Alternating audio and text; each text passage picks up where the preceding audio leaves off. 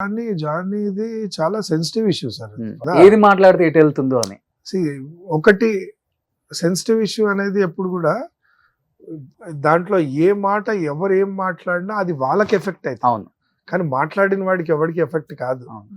కానీ ఫైనల్ గా విక్టిమ్లు వాళ్ళు అయిపోతారు. అవును.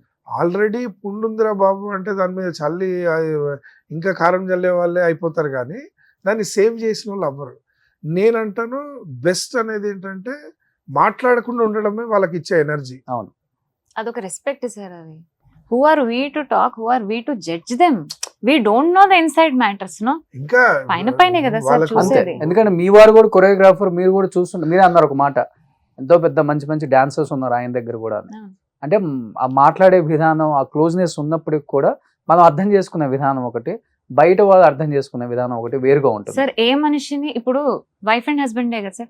నాకు రఘు గురించి పూర్తిగా తెలీదు, రఘుకి నా గురించి పూర్తిగా తెలీదు, ఎప్పటికీ తెలియదు కూడా సార్. ఏమైనా మన గురించి మనకే 100% తెలుస్తుంది. అమ్మా నాన్నలకు కూడా మన గురించి పూర్తిగా తెలియదు sir, పెంచుండొచ్చు.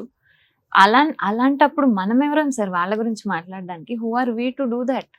It is very wrong. మంచి స్టేజ్ లో ఉండి మంచి పాటలు చేస్తూ మంచి ఉన్నప్పుడు ఇలాంటి ఇష్యూ అనేది చాలా అనుకుంటాను. ఏంటంటే కొన్నిసార్లు జాతకాల్లో నేను జాతకాన్ని బాగా నమ్ముతాను, టైం నమ్ముతాను. ఆ టైంలో తన బ్యాడ్ టైం అనుకుంటా కారాగారంలోకి వెళ్ళాల్సి వచ్చింది. వెళ్ళాడు, వచ్చాడు బయటికి. సో తప్పు ఉండదు, అండ్ అది ప్రూవ్ అయిపోతుంది త్వరలోనే. సో అనేది తనకు మంచి కొరియోగ్రాఫర్ ఒక భయం అయితే వచ్చింది కదా దానివల్ల. ఆ సిచ్యువేషన్ చూసి భయం ఎందుకు ఉంటుంది సార్? భయం అంటే మనం తప్పు చేయకపోయినా కానీ పెద్ద ఫ్యాషన్ అయిపోయింది కదా సార్. భయం అనేది నేను అంటున్నాను, తప్పు ఇలాంటివి అనేది మీకు మన ఇండస్ట్రీ కాబట్టి మనకు తెలిసి వచ్చింది, అంటే తొందరగా ఫోకస్ అయ్యింది.